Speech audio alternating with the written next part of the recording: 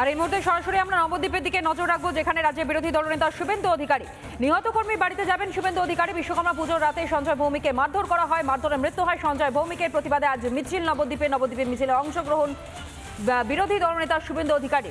এখনো পর্যন্ত স্বজন হারানোর সেই শোক রয়েছে পরিবারের সদস্যরা, তারা এখনো পর্যন্ত চোখের জল ফেলছেন। অনুপম আমার সহকর্মী এই মুহূর্তে আমার সঙ্গে রয়েছে, আরো বিস্তারিত এই বিষয়ে জানাবে অনুপম।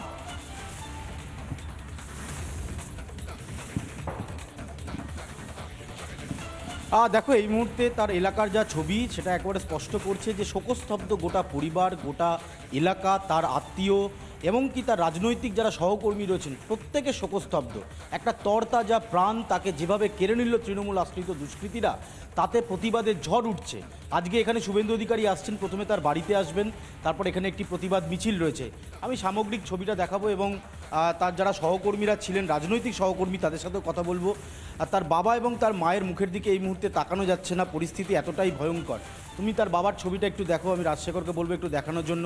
আমি জানি না কথা বলা সম্ভব হবে কি না, কিন্তু একমাত্র ছেলে তাকে যেভাবে পিটিয়ে খুন করলো তৃণমূল কংগ্রেসের দুষ্কৃতীরা, তাতে তার বাবার প্রতিক্রিয়ার কি নেব। তুমি দেখতে পাচ্ছ যে শুধুমাত্র বারবার কান্না করছেন, চোখের জলে ভাসছেন। আমি আপনার কাছে আমার প্রশ্নের কিছু নেই, আপনি বিচার চাইছেন?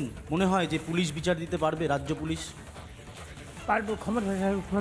ক্ষমতা না দিলে কী করে করবে পুলিশে?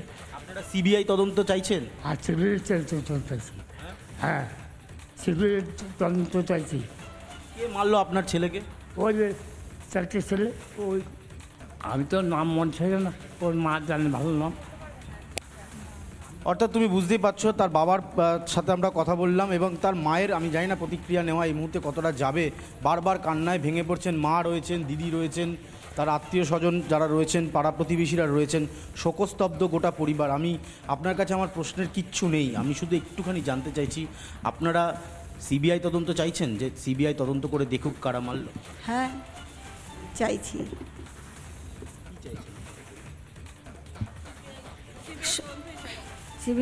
সিবিআই তদন্তে চাই, বা যারা এই কাজ করেছে তাদের শাস্তি চাই। কি কারণে মারলো সেটাও জানতে চাই। যুব মোর্চার সভাপতি রয়েছেন আমার সাথে, আমি তার সাথেও কথা বলবো। আপনাদের সহকর্মী তাকে যেভাবে পিটিয়ে খুন করার অভিযোগ আপনারা করছেন, তৃণমূল করেছে, এই খুনের পেছনে কারণ কি? খুনের পেছনে কারণ ওদের সেদিনকে মদ্যপ অবস্থায় ছিল, এখানে বিশ্বকর্মা পুজোর দিন তারা বাড়ির সামনে ক্যাওয়াস করছিল। ওকে জাস্ট বলা হয়েছে যে এখানে ক্যাওয়াস করতে না। আর সত্যি কথা বলতে এমন ছেলে, ওকে নির্দিষ্টভাবে অভিযোগ পরিবারের তরফ থেকে করা হচ্ছে যে শাসক দল তৃণমূল কংগ্রেস এর সঙ্গে জড়িত রয়েছে, কিন্তু তারপরও পুলিশ কোনো রকমের কোনো পদক্ষেপ নিচ্ছে না। নজর রাখো। আপাতত ধন্যবাদ জানাই অনুপম তোমায়।